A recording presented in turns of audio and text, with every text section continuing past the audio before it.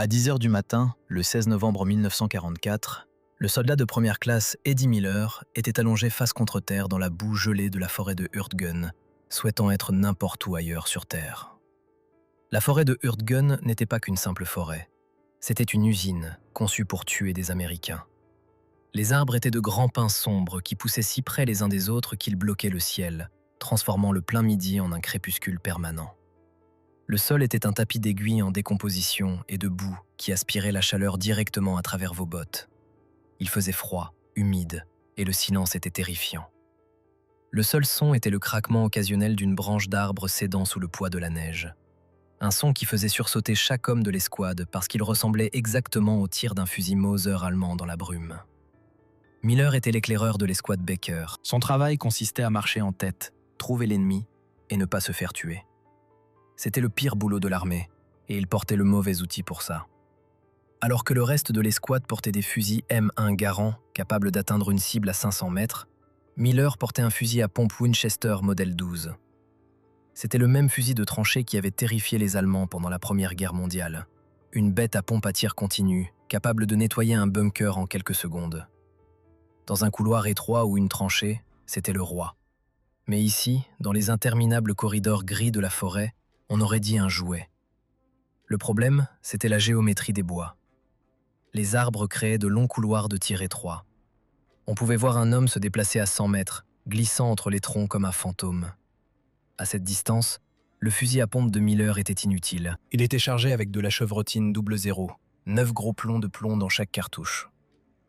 À 20 mètres, ces plombs frappaient comme un camion, mais à 70 mètres, ils se dispersaient tellement qu'on pouvait faire passer une Jeep à travers la gerbe sans rayer la peinture. Miller tenait une arme mortelle à distance de conversation, mais il combattait un ennemi qui aimait tuer de très loin. L'escouade était clouée au sol depuis 20 minutes. Un tireur d'élite allemand se cachait quelque part devant eux, niché dans la lisière des arbres de l'autre côté d'une petite clairière. Il était bon. Il ne tirait pas au hasard. Il prenait des tirs lents et délibérés. Crac! Une balle sifflait dans l'air et se fichait dans un tronc d'arbre à quelques centimètres de la tête d'un soldat. Crac! Un autre tir faisait gicler la terre près de la botte du lieutenant. Le tireur d'élite jouait avec eux. Il savait exactement où ils étaient. Il savait qu'ils ne pouvaient pas avancer sans se faire déchiqueter. Il savait qu'ils ne pouvaient pas reculer sans exposer leur dos. Miller pressa sa joue contre la crosse humide de son fusil à pompe. Il se sentait impuissant. Le reste de l'escouade essayait de riposter, mais ils tiraient sur des fantômes. Les éclairs de bouche de leurs garants illuminaient la pénombre, mais ils ne faisaient que deviner. Ils ne voyaient pas le tireur d'élite. Il faisait juste du bruit. Le lieutenant, un officier au visage poupin qui suivait le règlement à la lettre, rampait le long de la ligne en leur criant de conserver les munitions. Il regarda Miller, recroquevillé derrière un tronc d'arbre tombé, et secoua la tête. Les moqueries avaient commencé le jour où on avait attribué le fusil à pompe à Miller. Le lieutenant l'avait regardé et avait ri, l'appelant un balai de rue. Il avait demandé à Miller s'il comptait ramasser les feuilles dans la forêt. Les autres gars de l'escouade, même ceux en qui il avait confiance, faisaient des blagues. Il l'appelait un heurtoir de porte. Il disait que c'était une arme pour un braqueur de banque, pas pour un soldat. Il lui disait que quand les tirs commenceraient, il n'avait qu'à se cacher derrière un arbre et attendre que les vrais soldats fassent le travail. Maintenant, allongés dans la boue, les blagues n'étaient plus drôles. Elles ressemblaient à une condamnation à mort. Le tireur d'élite tira à nouveau. Cette fois, la balle ne toucha pas un arbre. Elle toucha l'opérateur radio, un gamin nommé Jenkins, en plein dans l'épaule. Jenkins hurla, un cri aigu et perçant qui déchira l'air glacé. L'escouade se figea. Le tireur d'élite avait la portée. Il avait la précision. Et il avait la patience. Il les démontait un par un, et il ne pouvait rien y faire. Miller regarda la clairière devant lui. Elle faisait environ 75 mètres de large, une zone morte de boue retournée et de souches brisées. Le tireur d'élite était de l'autre côté, probablement niché dans les racines d'un pin massif ou perché sur une branche basse. À 75 mètres, Miller aurait aussi bien pu tenir un caillou. S'il se levait et tirait, sa chevrotine se disperserait sans effet dans les arbres. Les plombs perdraient tellement d'énergie qu'ils rebondiraient probablement sur le lourd manteau de laine du tireur d'élite, même s'il le touchait. Il tenait une arme conçue pour une cabine téléphonique, et il était coincé dans une piste de bowling. Le lieutenant rampa jusqu'à la position de Miller. Il était pâle, les yeux écarquillés par la panique d'un homme qui réalise que son manuel n'a pas la réponse. Il regarda le fusil à pompe et ricana. Il dit à Miller de rester couché. Il dit que ce canon à dispersion était inutile ici. Il dit à Miller que son boulot était d'attendre que les Allemands chargent, ce qui n'arriverait peut-être jamais. Il fit clairement comprendre que Miller était un poids mort, un gaspillage d'uniforme dans un combat à longue portée. Il dit qu'ils avaient besoin d'un fusilier, pas d'un concierge. L'insulte piqua, mais la réalité piquait encore plus. Miller savait que le lieutenant avait raison. Dans une bataille théorique, il était inutile. Mais Miller n'était pas un soldat théorique. Il avait grandi pendant la Grande Dépression dans les forêts reculées des Appalaches. Il avait chassé pour se nourrir quand il n'y avait pas d'argent pour acheter de la nourriture. Il connaissait des choses sur les armes qui n'étaient pas dans le manuel de l'armée. Il connaissait la balistique du pauvre. Il savait que quand on n'avait pas le bon outil, on faisait en sorte que l'outil qu'on avait fasse le travail. Il se souvenait d'une astuce que son grand-père lui avait apprise. C'était une astuce utilisée par les braconniers et les fermiers affamés qui ne pouvaient pas se permettre des munitions à balles coûteuses. C'était dangereux, c'était stupide. Et c'était strictement interdit par toutes les réglementations de sécurité jamais écrites. Les manuels de l'armée étaient clairs, ne modifiez pas les munitions. Ils disaient que ça ferait exploser l'arme. Ils disaient que ça ouvrirait le canon comme une peau de banane. Ils disaient que ça tuerait le tireur. Miller regarda les cartouches en papier rouge dans sa cartouchière. C'étaient des chevrotines 00 de dotation standard. À l'intérieur de l'étui en papier, il y avait un empilement de plomb, une bourre en feutre et une charge de poudre. Le papier était serti à l'avant. Quand on tirait, le sertissage s'ouvrait et les plombs s'envolaient en nuages. C'est comme ça que c'était censé fonctionner. C'est comme ça que les ingénieurs avaient conçu.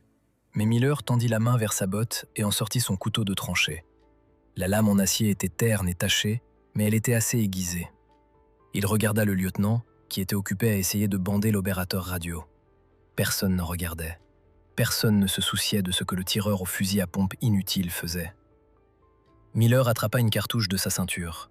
Il la tint dans sa main gauche, la base en laiton fraîche contre sa paume.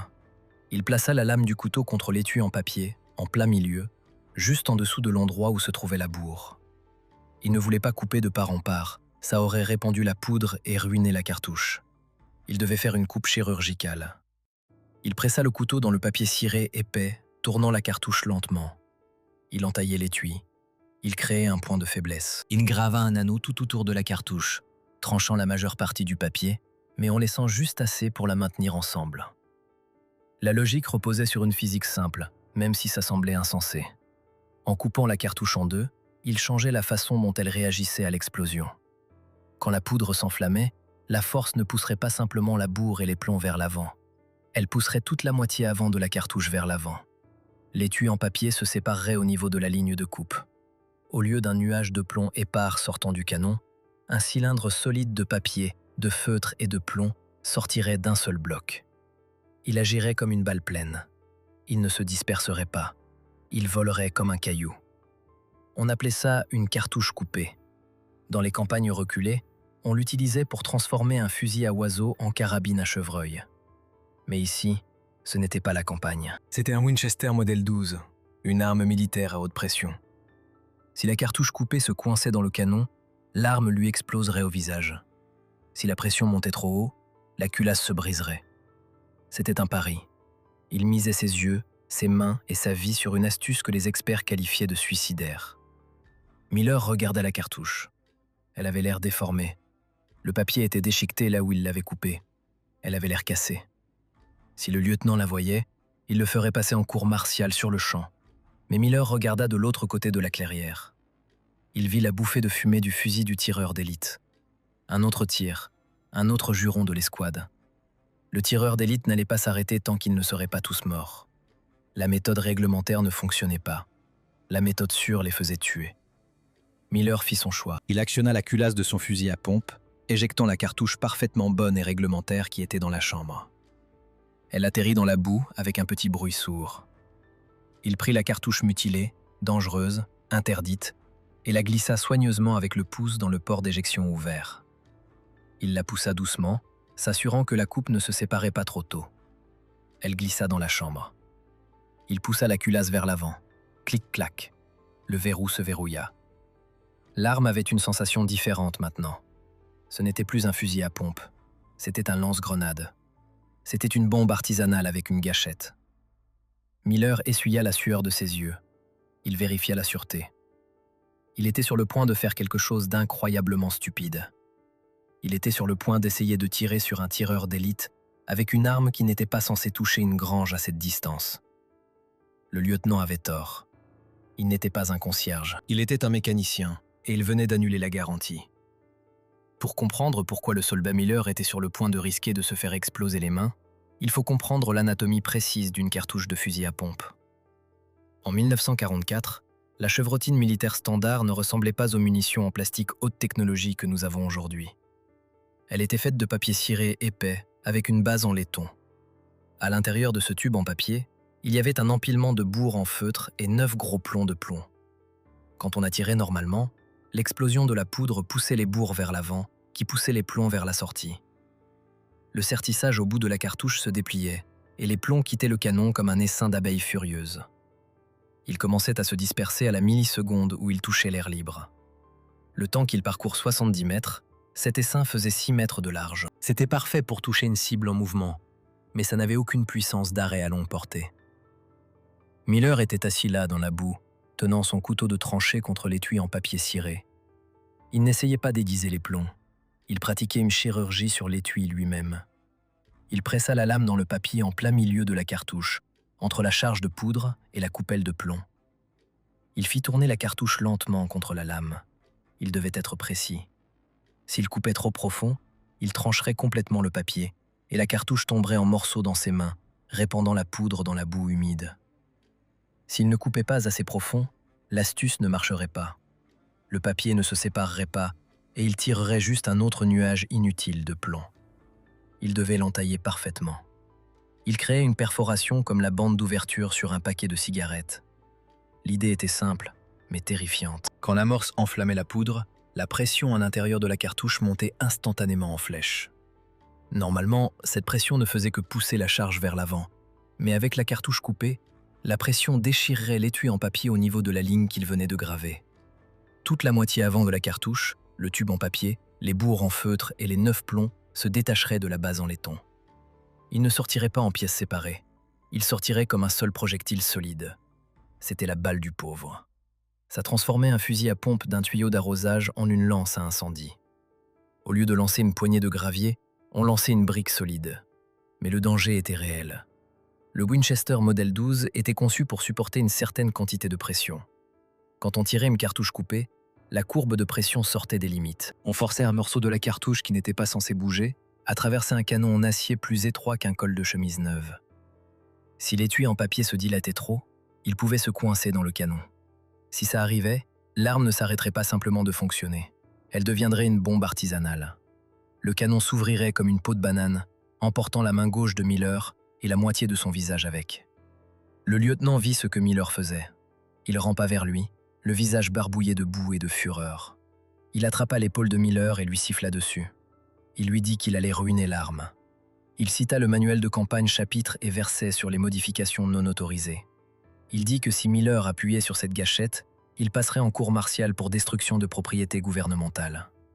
L'officier était terrifié, pas seulement par le tireur d'élite, mais par le chaos d'un soldat qui pensait par lui-même.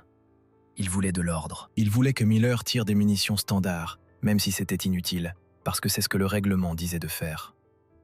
Miller repoussa la main de l'officier. Il ne dit pas un mot. Il n'avait pas le temps d'expliquer la physique de la balistique de campagne. Il termina simplement la coupe. Il sentit le papier céder légèrement sous la lame. C'était prêt. La cartouche semblait fragile dans sa main, bancale comme un doigt cassé. Il devait faire attention en la chargeant. S'il la forçait dans le tube du magasin, la pression du ressort pourrait casser la cartouche en deux avant même qu'elle n'atteigne la chambre. Il ne pouvait pas utiliser l'action de la pompe pour la charger. Il devait le faire à la main. Il tira la culasse en arrière, ouvrant le port d'éjection. Il inclina le fusil à pompe sur le côté. Il laissa tomber la cartouche mutilée directement dans la chambre. Elle glissa avec un doux son métallique. Il poussa la culasse vers l'avant. Elle se verrouilla. L'arme était maintenant un canon chargé. La cartouche coupée était dans la culasse, une bombe à retardement attendant une étincelle. Miller prit une profonde inspiration. L'air sentait les aiguilles de pin et la vieille neige. Il essuya ses paumes sur son pantalon.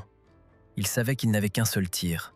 S'il ratait, le tireur d'élite verrait l'éclair de bouche et lui mettrait une balle de Mauser à travers le casque avant qu'il ne puisse tailler une autre cartouche.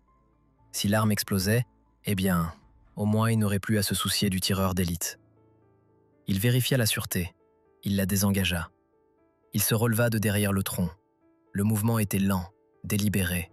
Il ne surgit pas comme un diable à ressort. Il se leva comme l'eau monte dans une crue. Il porta la crosse du fusil à pompe contre sa joue. Le bois était froid et humide. Il regarda le long du canon. Le Winchester modèle 12 n'avait pas de lunettes. Il n'avait pas de visée de précision. Il avait juste une petite bille métallique au bout du canon. À 75 mètres, cette bille couvrait la cible entière. Il ne pouvait pas voir la tête du tireur d'élite. Il ne pouvait voir que la forme sombre des racines de l'arbre d'où l'éclair de bouche était venu. Il devait estimer la chute. Une cartouche coupée ne volait pas à plat comme une balle de fusil. Elle était lourde et lente. Elle décrirait un arc dans l'air comme une pierre lancée. Il visa 30 cm au-dessus de la forme sombre. Il retint son souffle. Il pressa la gâchette. Boum! Le son était différent. Ce n'était pas le claquement sec d'un fusil. Et ce n'était pas le bruit sourd et plat d'un tir de fusil à pompe normal.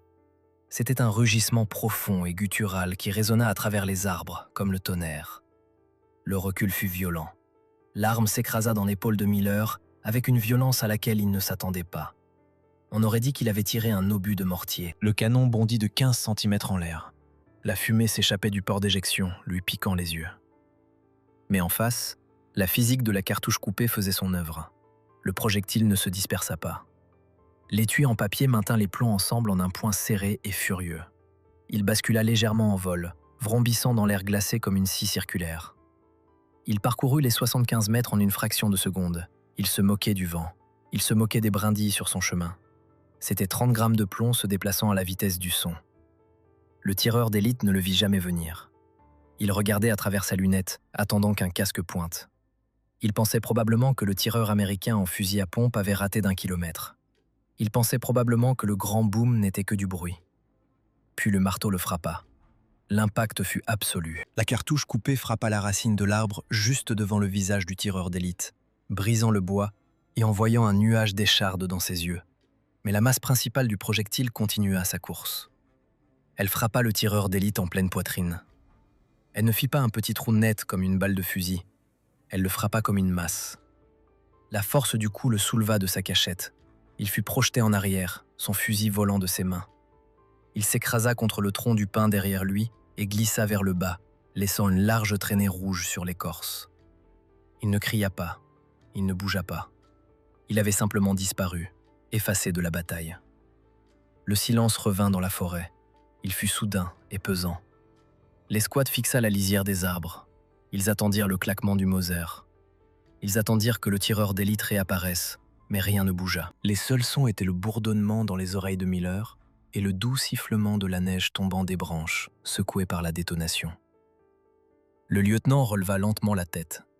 Il regarda l'emplacement vide où le tireur d'élite s'était trouvé. Il regarda Miller. Sa bouche était légèrement ouverte. Il regarda le fusil à pompe comme s'il venait d'accomplir un tour de magie. Il avait passé toute sa carrière à lire des manuels qui disaient qu'un fusil à pompe était un outil à courte portée. Il venait de regarder un simple soldat le transformer en pièce d'artillerie. Il ne pouvait pas l'assimiler. Ça brisait toutes les règles qu'il connaissait, mais le résultat était indéniable. La menace était morte. « Tu l'as eu ?» murmura le lieutenant. Ce n'était pas une question. C'était une déclaration d'incrédulité. « Tu l'as vraiment eu ?» Miller ne célébra pas.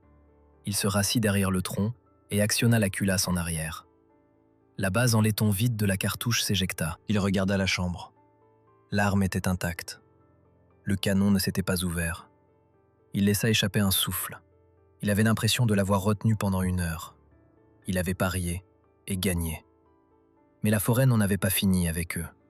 Juste au moment où l'escouade commençait à se détendre, juste au moment où le médecin commençait à se diriger vers l'opérateur radio blessé, un nouveau son déchira le silence. Ce n'était pas le tir isolé d'un tireur d'élite.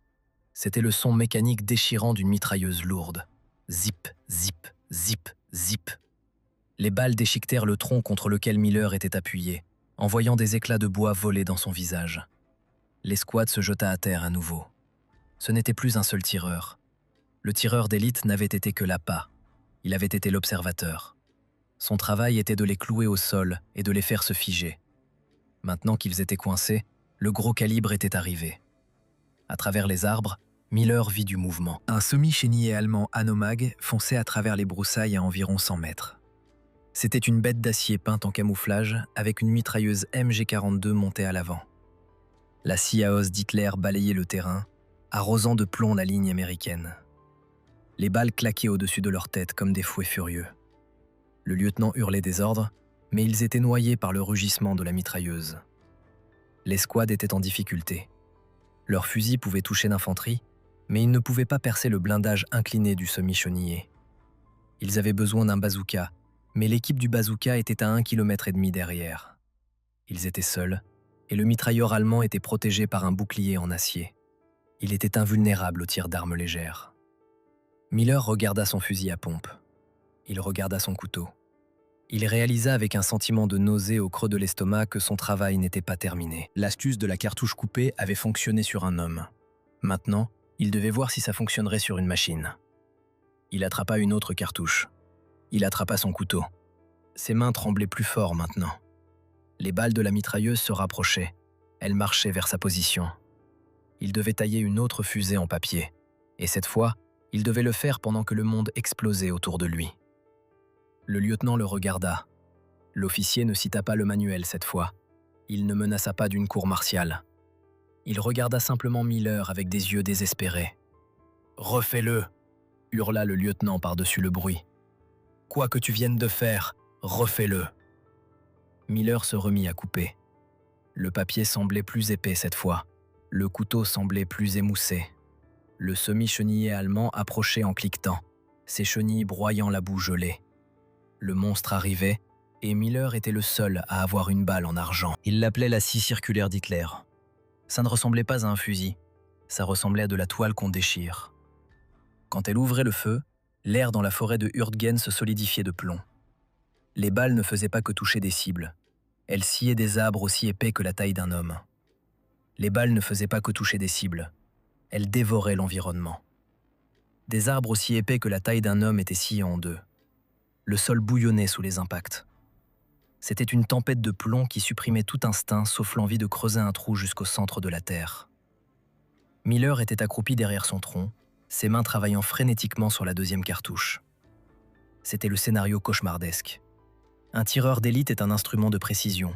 On peut se cacher de lui. Un semi-chenillé avec une mitrailleuse est un bulldozer. Il vient vers vous et il écrase tout ce qui se trouve sur son chemin. Le Hanomag avançait en cahotant sur le sol gelé, ses chenilles craquant sur les souches, réduisant la distance. Il était à 75 mètres, puis 65. Le tireur était protégé par un bouclier d'acier incliné vers l'arrière, déviant les balles de fusil comme la pluie. Les garants de l'escouade ricochaient inutilement sur le blindage. Ils avaient besoin d'un canon, et tout ce qu'ils avaient, c'était Miller et son couteau de poche. Les mains de Miller étaient engourdies.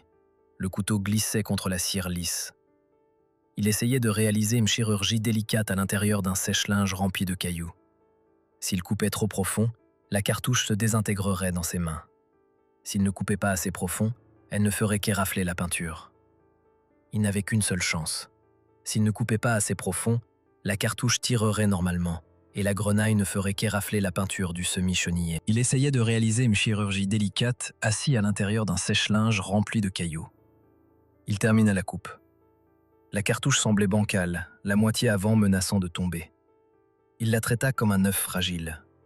Il tira la culasse en arrière, éjecta la bonne cartouche et enfonça la cartouche suicide dans la chambre avec le pouce. Il poussa la culasse vers l'avant. Elle ne voulait pas se verrouiller. Le papier déformé accrochait sur la lèvre de la chambre. Miller la poussa fort avec la paume de sa main. La culasse se referma dans un craquement. C'était un son laid, le son d'une machine forcée de faire quelque chose qu'elle détestait, mais elle était verrouillée. Miller regarda par-dessus le tronc. Le semi-chenillé était à 55 mètres. La mitrailleuse pivotait vers la gauche, arrosant la position du lieutenant. Le tireur était tassé derrière son bouclier, invisible sauf le sommet de son casque. Miller ne pouvait pas tirer à travers l'acier. Il devait trouver une brèche. Il regarda la fente de vision du conducteur, une étroite ouverture rectangulaire dans la plaque blindée. C'était une cible de la taille d'une carte postale. La toucher avec un fusil à cette distance sous le feu ennemi aurait été un miracle. La toucher avec un fusil de chasse aurait dû être physiquement impossible. Mais Miller ne tirait plus avec un fusil de chasse. Il tirait avec un mousquet à canon lisse, avec un projectile en plomb d'environ 30 grammes. Il prit une inspiration, essayant de stabiliser ses mains tremblantes. Il ignora les balles qui claquaient au-dessus de sa tête. Il se concentra sur le rythme du véhicule. Il rebondissait sur le terrain inégal, en haut, en bas, en haut, en bas. Il devait synchroniser le tir. Il visa juste au-dessus de la fente de vision. Il anticipa légèrement la cible. Il pressa la détente. Le recul fut brutal, punissant son épaule déjà meurtrie. Le Winchester rugit, une détonation profonde et percutante qui noya momentanément le son déchirant de la MG42. La cartouche coupée vola droit. Elle ne bascula pas cette fois, elle spirala. Elle frappa la plaque blindée du Hanomag à quelques centimètres sous le hublot de vision du conducteur. Elle ne pénétra pas. Un projectile de fusil de chasse, même un projectile du pauvre, ne peut pas percer un blindage en acier trempé. Mais les lois de la physique restent les lois de la physique. Le projectile frappa avec la force d'une masse. L'impact fut si violent qu'il provoqua un écaillage du blindage à l'intérieur. Des éclats de métal et des rivets explosèrent vers l'intérieur dans le compartiment du conducteur. Le conducteur, assommé par l'impact massif et retentissant et la pluie d'éclats, tira violemment les leviers de direction vers la droite. Le semi-chenillé fit une embardée violente, ses chenilles creusant la boue, et percuta un énorme pain dans un fracas de métal broyé. La mitrailleuse cessa de tirer. Le tireur avait été projeté contre le côté de son bouclier par l'impact. La bête était sonnée. « Rechargez !» hurla le lieutenant. « Tirez encore !» Miller n'avait pas besoin de l'ordre. Il cherchait déjà une autre cartouche. Mais il avait un problème. Il n'avait plus de cartouches précoupées. Il devait les fabriquer. Et le semi-chenillé n'était pas mort. Il était juste en colère. Le conducteur faisait grincer les vitesses, essayant de reculer loin de l'arbre. Le tireur reprenait ses esprits, faisant pivoter le canon de la scie circulaire vers la position de Miller. Miller attrapa son couteau. Il attrapa une cartouche. Il commença à scier. Entaille, tourne, entaille, tourne. C'était atrocement lent. Chaque seconde semblait durer 1 heure. Il pouvait entendre le moteur du semi-chenillé monter en régime, un hurlement mécanique aigu. Il pouvait entendre le tireur crier des ordres. Il faisait la course contre une mitrailleuse avec un couteau de poche. Il termina la 3e cartouche. C'était un désastre, irrégulière et laide, mais elle volerait. Il la chargea. Le fusil chauffait maintenant. Le canon du modèle 12 était enfermé dans un dissipateur thermique en métal, mais même celui-ci irradiait de la chaleur comme un radiateur. La chambre se dilatait à cause de la température. C'était dangereux. Une chambre chaude signifiait que la cire sur la cartouche en papier pouvait commencer à fondre, encrassant le mécanisme. Ou pire, la chaleur pouvait provoquer un départ intempestif, enflammant la poudre avant que la culasse ne soit verrouillée. Cela transformerait la carcasse en grenade juste à côté du visage de Miller. Il s'en fichait. La MG42 ouvrit le feu à nouveau. Cette fois, le tireur l'avait vu. Les balles déchiquetèrent le sommet du tronc, envoyant une pluie d'éclats de bois dans les yeux de Miller. Il se baissa, protégeant son visage. La puissance du fusil allemand était terrifiante. Il ne lui tirait pas simplement dessus. Il démontait son couvert. Le tronc se désintégrait. Il avait quelques secondes avant que le bois ne disparaisse et qu'il ne soit de la viande à découvert. Miller se redressa. Il ne visa pas le conducteur cette fois. Il visa le fusil lui-même. Le tireur tirait en longues rafales, le canon de la MG42 rougeoyant. Miller pointa son fusil de chasse vers l'éclair. Il tira. Le lourd projectile en plomb percuta le bouclier juste à côté de l'ouverture du canon. L'impact fut assourdissant. Il plia le bouclier vers l'intérieur, le coinçant contre la chemise de refroidissement de la mitrailleuse. Le tireur essaya de pivoter, mais l'arme était bloquée. Le bouclier avait été serti sur le fusil par la pure énergie cinétique du projectile de fusil de chasse. Le tireur allemand se mit à marteler l'arme, essayant de la libérer. Miller se laissa retomber. Il n'avait plus de cartouche coupée. Il regarda ses mains. Elles saignaient. Il s'était entaillé le pouce dans la précipitation de la dernière coupe. Le sang maculait la carcasse du fusil. Il attrapa le couteau. Il attrapa une cartouche. Il était une usine de mort à lui tout seul, fabriquant des munitions illégales au milieu d'une zone de mort. Le lieutenant tirait maintenant avec sa carabine, essayant de garder les têtes des Allemands baissées. « Continuez, Miller !» hurla-t-il. « Vous les paralysez !» Mais Miller savait que sa chance s'épuisait. Le conducteur du semi-chenillé avait réussi à reculer loin de l'arbre. Le véhicule tournait. Il dirigeait ses chenilles vers le tronc. Ils allaient lui rouler dessus. Ils avaient compris qu'ils ne pouvaient pas lui tirer dessus, alors ils allaient l'écraser. Le poids du véhicule transformerait le tronc en cure-dent et Miller en bouillie. Miller coupa la 4e cartouche. Il ne regarda pas le véhicule. Il regarda le papier ciré. Il se concentra entièrement sur la lame du couteau. S'il ratait, il mourrait. S'il laissait tomber la cartouche, il mourrait. Le sol trembla quand le semi-chenillé accéléra. Le bruit du moteur devint plus fort, un rugissement mécanique qui vibrait dans sa poitrine. Il pouvait sentir les gaz d'échappement diesel maintenant, épais et huileux. Il termina la coupe. Il chargea la cartouche. La culasse était raide. Le carbone et la cire fondue s'accumulaient dans la chambre. Il dut claquer la culasse vers l'avant de toutes ses forces pour la verrouiller. Le semi-chenillé était à 20 mètres. C'était un mur d'acier qui se rapprochait. Il pouvait voir la boue voler des chenilles. Il pouvait voir les rivets sur la coque. Il se leva. Il n'avait plus de couvert. Il se tint droit sur le chemin de la machine. Il devait arrêter le conducteur, mais le conducteur avait fermé son hublot de vision à une minuscule fente. C'était impossible à toucher. Miller chercha un autre point faible.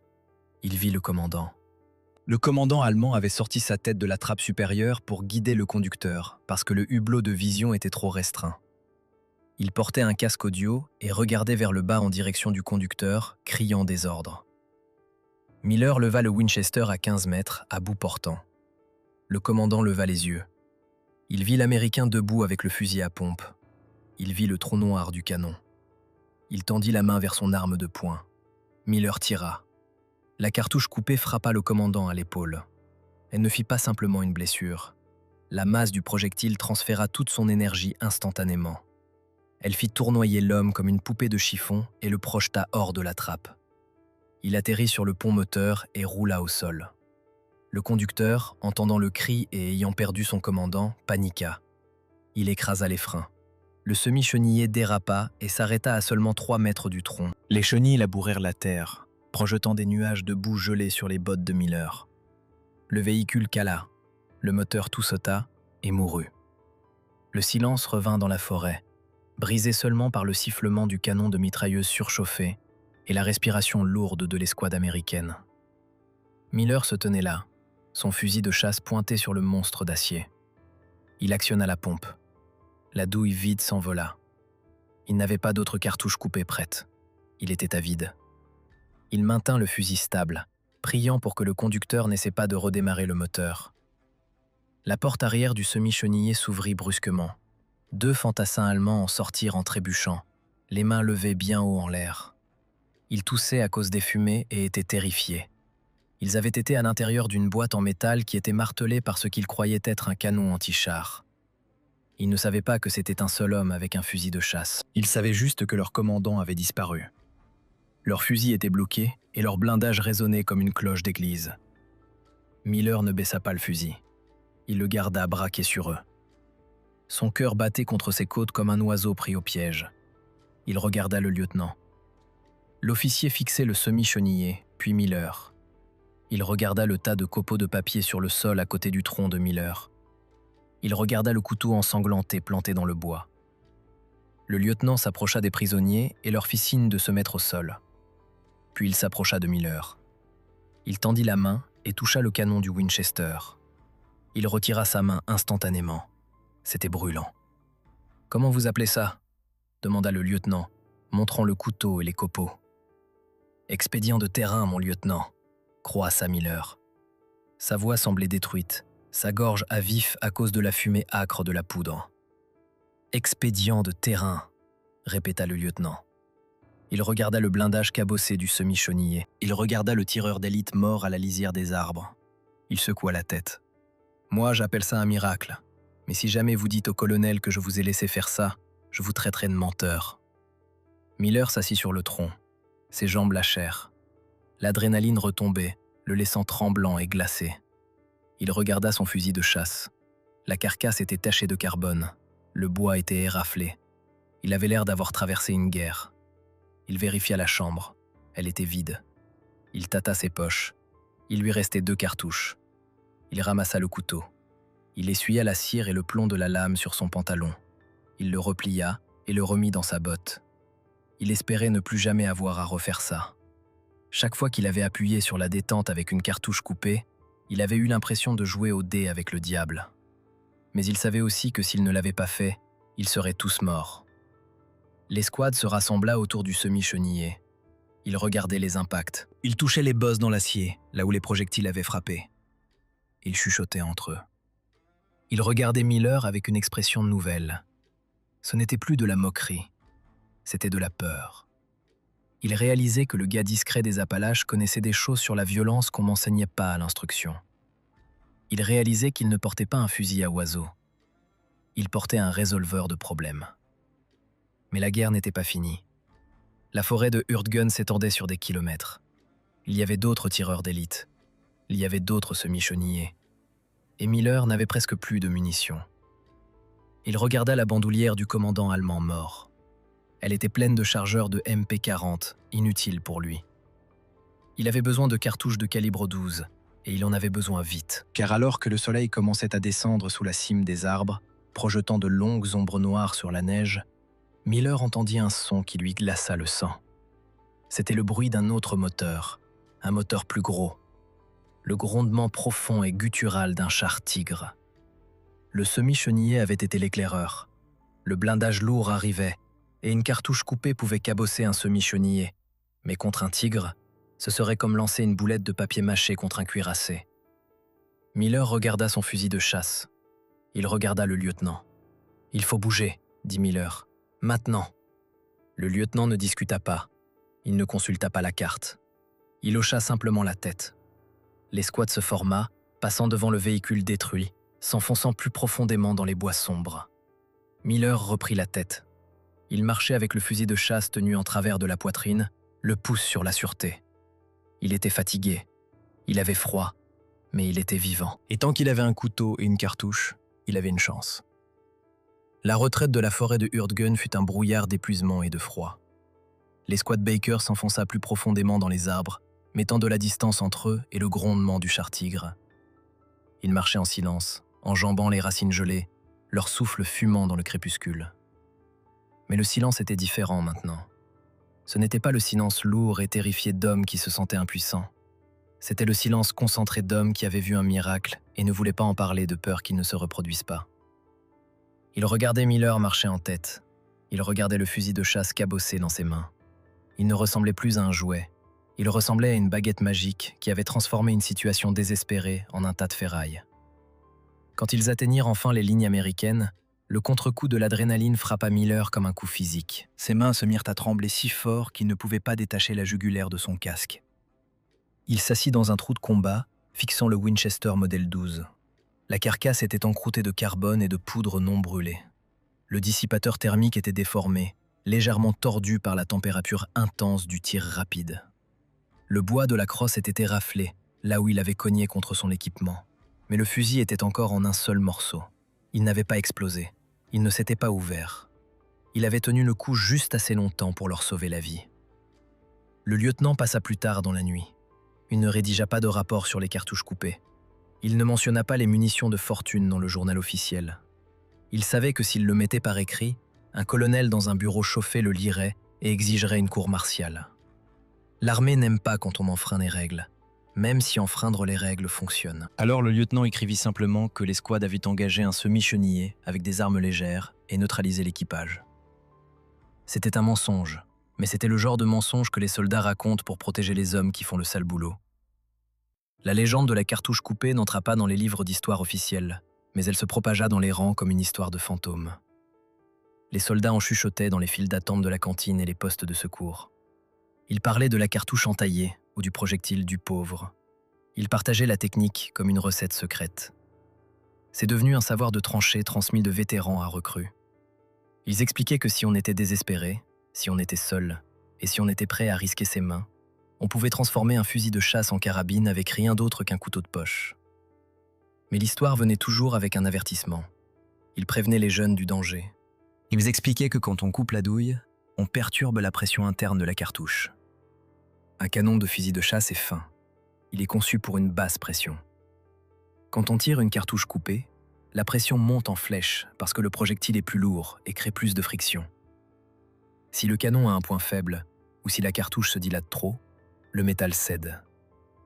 Il racontait des histoires de fusils qui explosaient, de carcasses qui se brisaient, d'hommes qui perdaient des yeux et des doigts parce qu'ils avaient coupé la cartouche trop profond ou pas assez. C'était un truc pour les désespérés, une cartouche suicide pour le moment où on n'avait plus rien à perdre. Miller survécut à la forêt de Hurtgen. Il survécut à la bataille des Ardennes. Il porta le modèle 12 jusqu'à la fin de la guerre, mais il ne coupa plus jamais une cartouche. Il ne sortit plus jamais son couteau pour modifier des munitions. Il avait épuisé sa chance ce jour-là dans les bois, et il le savait. Il revint à l'utilisation de la chevrotine standard, nettoyant des pièces et gardant des prisonniers. Il traitait le fusil avec un respect nouveau, le nettoyant obsessionnellement, vérifiant le canon à la recherche de fissures de fatigue chaque soir. Il savait qu'il avait poussé la machine au-delà de ses limites, et il ne voulait pas tenter le destin une seconde fois. Quand la guerre se termina, Miller retourna dans les Appalaches.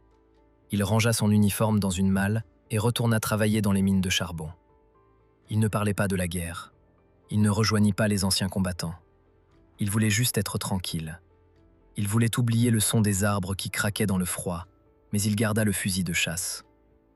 Il acheta un modèle 12 de surplus identique à celui qu'il avait porté en Europe. Il le gardait sur un râtelier dans son camion. Des années plus tard, dans les années 60, Miller chassait le cerf avec son petit-fils.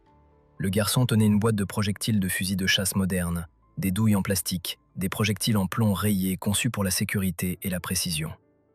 Le garçon regarda le vieil homme et lui demanda s'il avait déjà utilisé des projectiles pendant la guerre. Miller regarda la cartouche en plastique. Il regarda les munitions sûres et fiables. Il pensa au papier ciré. Il pensa au couteau émoussé. Il pensa au semi-chenillé qui se dressait au-dessus de lui comme une montagne d'acier. Il secoua la tête. Il dit au garçon qu'il n'avait pas de projectile à l'époque. Il lui dit qu'il devait simplement se débrouiller. Il n'expliqua pas la terreur de la coupe. Il n'expliqua pas la sensation du recul s'écrasant dans son épaule meurtrie. Il n'expliqua pas que pendant 10 minutes, dans une forêt gelée, il avait été l'homme le plus dangereux sur Terre, parce qu'il était le seul assez fou pour enfreindre les règles. Aujourd'hui, si vous consultez les manuels de terrain de la Seconde Guerre mondiale, vous trouverez encore les avertissements. Vous verrez le texte en gras interdisant la modification des munitions. Vous verrez les schémas montrant ce qui se passe quand un canon éclate. L'armée a essayé d'éradiquer la pratique. Elle a essayé de légiférer la sécurité. Mais elle ne pouvait pas légiférer le désespoir. Elle ne pouvait pas empêcher un soldat de faire tout ce qu'il fallait pour garder son escouade en vie. L'histoire de la cartouche coupée est un rappel que la guerre n'est pas une science. Ce n'est pas un jeu vidéo où tout fonctionne selon les règles. C'est un chaos brisé et désordonné, où la seule chose qui compte est la survie. Elle nous rappelle que l'arme la plus dangereuse sur le champ de bataille n'est pas le char ou la mitrailleuse. C'est le cerveau humain quand il est acculé dans un coin. Miller n'a pas vaincu le tireur d'élite et le semi-chenillé parce qu'il avait un meilleur équipement. Il les a vaincus parce qu'il avait la logique du garage. Il a examiné le problème, examiné ses outils et improvisé une solution que les experts disaient impossible. On devient obsédé par les généraux et les stratégies, en oubliant que la victoire se résume souvent à un moment de génie individuel dans la boue. Parfois, la différence entre la vie et la mort, ce n'est pas un char, c'est un couteau de poche émoussé et un morceau de papier ciré. On oublie que parfois la différence entre la victoire et la défaite, c'est un couteau de poche émoussé et un morceau de papier ciré. Alors la prochaine fois que vous tenez une cartouche de fusil de chasse, regardez le sertissage. Regardez l'étui en plastique. Pensez à l'ingénierie qui assure votre sécurité. Et puis pensez à Eddie Miller dans la forêt de Hurtgen, découpant un anneau autour d'une cartouche en papier pendant qu'une mitrailleuse déchiquetait le monde autour de lui. Pensez au courage qu'il a fallu pour charger cette chose brisée dans une chambre et appuyer sur la détente. Miller n'est plus là maintenant. La forêt de Hurtgen a repoussé. Les cicatrices sur les arbres ont guéri. Mais la leçon demeure. Quand le manuel échoue, quand les experts ont tort et quand l'ennemi se rapproche, on n'abandonne pas. On coupe la cartouche, on tire et on prie pour que l'acier tienne.